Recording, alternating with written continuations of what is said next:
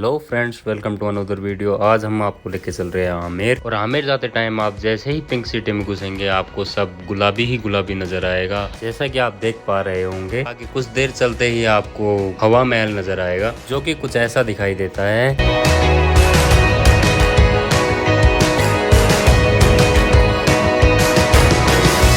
और यहाँ से पकड़नी पड़ेगी आपको AC1 बस, जो आपको सीधा आमेर ले जाएगी।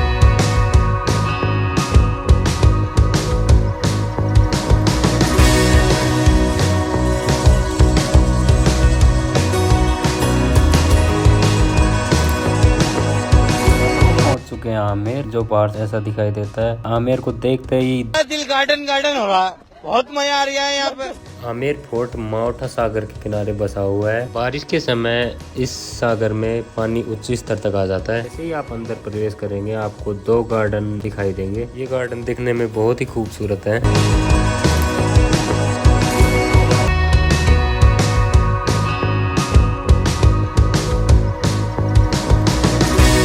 के बाद किले में जाने के लिए एक लंबी चढ़ाई चढ़नी पड़ेगी। यहाँ पर बहुत अधिक संख्या में टूरिस्ट आते हैं। भारत ही नहीं बल्कि अन्य देशों से भी टूरिस्ट घूमने के लिए आते हैं। सीढ़ियाँ देखने में बहुत ही आकर्षक है, जो कि चूना और पत्थर से मिलकर बनाई गई है। यह आमेर का प्रथम गेट है जहाँ पहरेदार रहा करते थे। यदि आपके पास पर्सनल व्हीकल है और आप आना चाहते हैं तो इस रास्ते से आ सकते हैं। अब हम किले के बहुत पास आ चुके थे। सामने हमें दूसरा गेट दिखाई दिया। यहाँ पे एक आर्टिस्ट बैठा है जो म्यूजिकल इंस्ट्रूमेंट बजा रहा है, जिसे रावणत्ता कहा जाता है।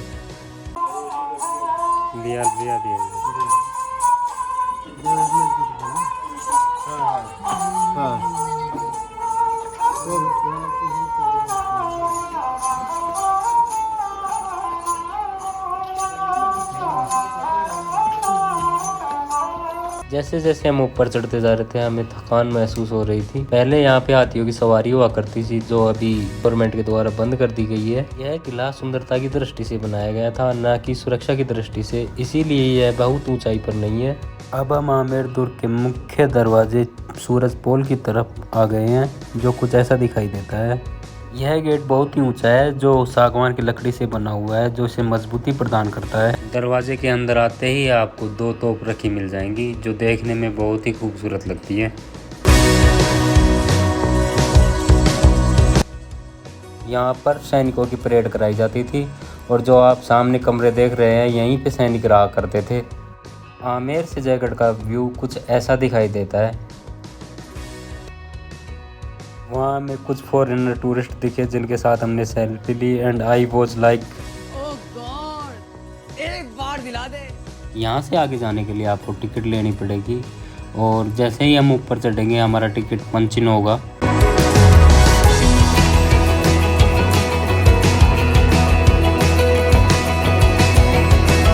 यहाँ हमने टिकट चेक करवाया और किले के अंदर प्रवेश करने वाले थे, तभी हमें दिखे दरवाजे। यहाँ के सभी दरवाजे सागवान की लकड़ी के बने हुए हैं, और इन सभी दरवाज़ों में एक ही तरह के लोग लगे हुए हैं, जैसा कि आप देख सकते हैं।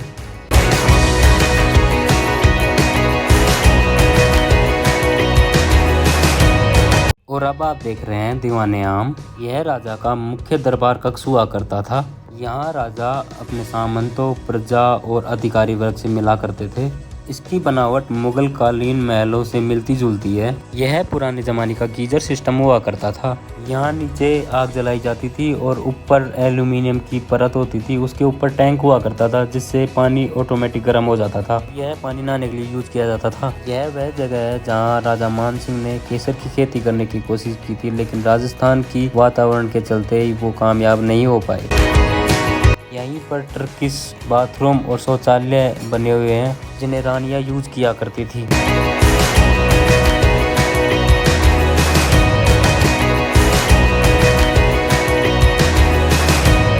यह पुराना बाथ-टब सिस्टम था।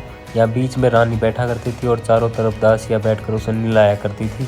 यहाँ सामने से धूप आया करती थी और सामने बैठ के रानियां मसाज करवाया करती थी और बाल सुखाया करती थी। वहाँ से निकलते ही गणेश पोल गेट आ जाता है। यह गेट गणेश जी को समर्पित है। यहाँ बहुत ही बारीकी से सब्जियों का चित्रण किया गया है। पूरे महल में एकमात्र यह जगह है जहाँ गणेश जी की मूर्ति दिखाई देती है। इस गेट का निर्माण मिर्जा राजा जयसिंह द्वारा करवाया गया था।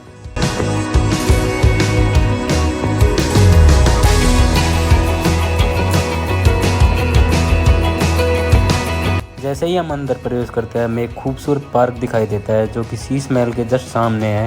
यह दीवाने खास है, इसे शीश महल भी कहा जाता है क्योंकि इसका निर्माण मिर्जा राजा जयसिंह ने करवाया था, इसलिए इसे जय मंदिर भी कहा जाता है। इसके उत्तर की तरफ स्नान घर हैं। जैसे ही हम अंदर प्रवेश करते हैं ये देखने में बहुत ही आकर्षक लगता है। इसमें शीशों की जड़ाई का कार्य बहुत ही बारीकी से किया गया है। इसमें राजा अपने खास मेहमानों से मिला करते थे। इसके झरोखों में पानी से भिगोकर मलमल के पर्दे लगाए जाते थे जिससे महल गर्मियों में ठंडा रहा करता था। सर्दियों में इनमें दीपक जलाए जाते थे, इससे शीशे गर्म हो जाया करते थे जो शीश महल को गर्म कर देता था।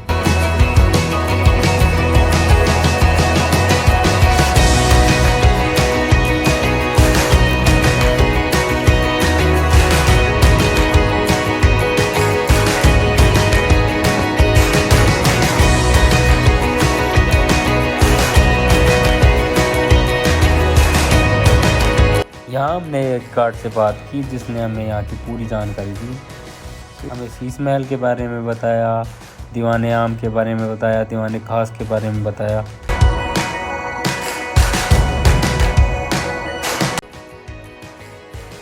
यह दीवाने खास का सबसे खूबसूरत हिस्सा सुख मंदिर है। यह शाही परिवार के आराम करने की जगह हुआ करती थी। इस भवन को सफ़ेद संगमरमर से बनाया गया है। जो शीशे के पीछे पालकी दिखाई दे रही है इसी में रानी बैठकर बाहर जाया करती थी। भवन के पीछे की दीवार में संगमरमर का एक जालीदार झरना बनाया गया है जो खुली हुई नहर से जुड़ा हुआ है। भवन की छत पे एक टंकी बनी हुई है जिससे इस झरने में पानी आया करता था, जिससे भवन ठंडा रहा करता था। गर्मियों में शाही परिवार को सुख की अनुभूति हुआ करती थी। सफ़ेद संगमरमर से बने इस भवन की दीवारों में सफ़ेद प्लास्टर का उभरा हुआ कार्य मुगल कला को समर्पित है। इस महल के दरवाजे चंदन की लकड़ी से बनाए गए हैं जिस पर हाथी दांत की पच्चीकारी का कार्य किया गया है।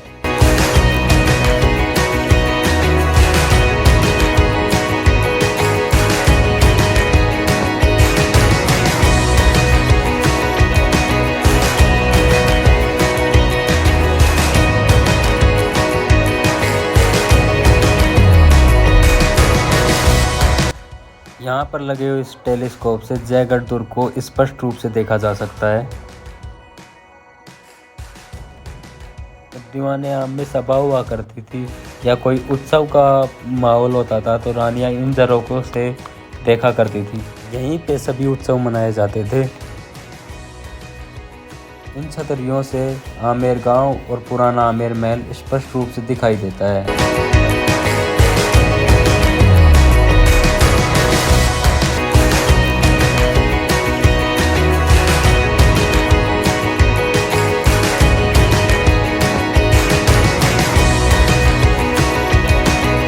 यह जो सामने दिखाई दे रहा है यह राजा के पिताजी का निवास स्थान हुआ करता था।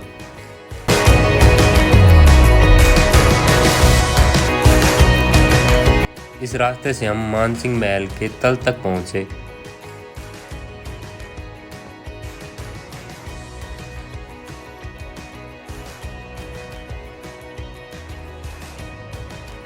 रास्ते में रोशनी के लिए झरोखे लगाए गए हैं।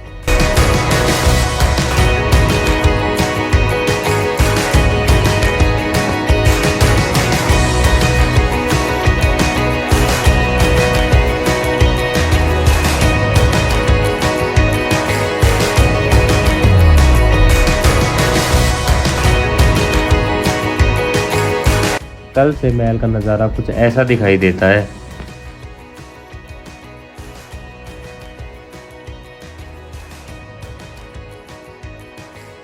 मानसिंह महल के तल में पानी के टैंक बनाए गए हैं। यहीं से पूरे महल में पानी की आपूर्ति की जाती थी। हम महल से बाहर जा रहे हैं और बाहर जाते समय हमें एक नटराज की प्रतिमा दिखाई दी। जो जैसे ही हम आगे बढ़े हमने कठपुतली नृत्य देखा।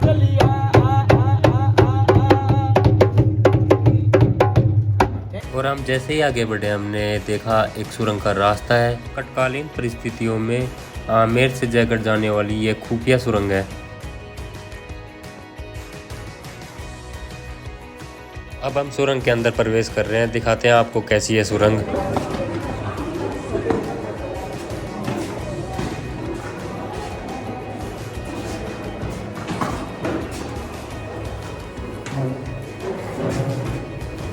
ये खुफिया सुरंग है जो आमेर से जयगढ़ जाती है।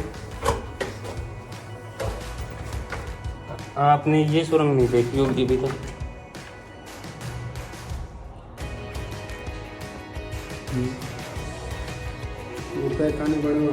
तहखाने बने हुए हैं।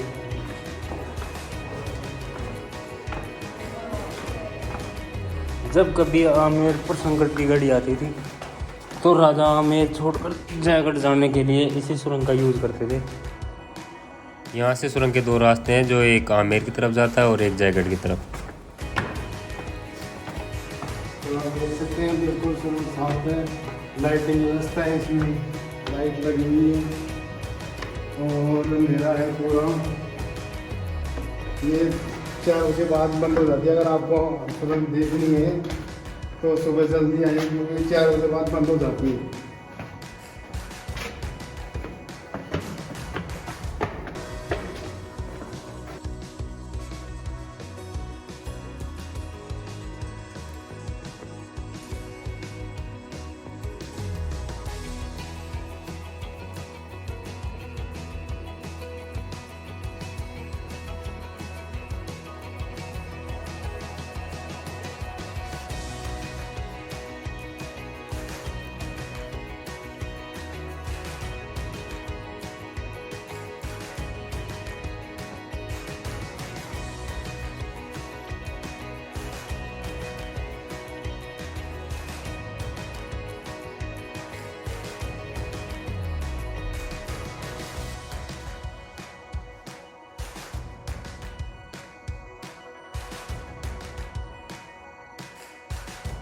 अब हम सुरंग से बाहर निकल चुके हैं। दोनों तरफ दीवारें हैं, ऊपर खुला आसमान है।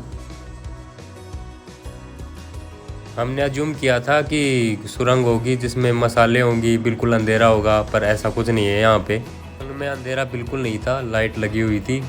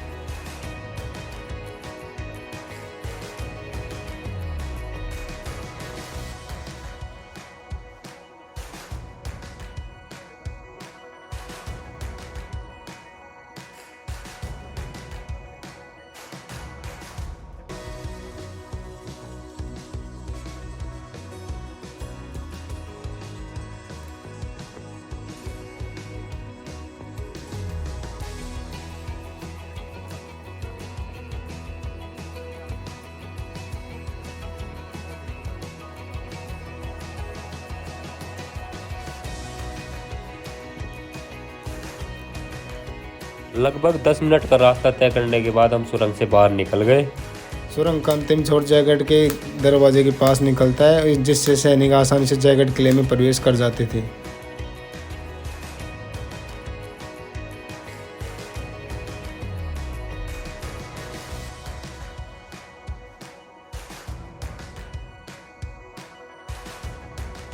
एक जापानी टूरिस्ट थक के आया हुआ था, तो हमने पूछ लिया भाई कहाँ से है।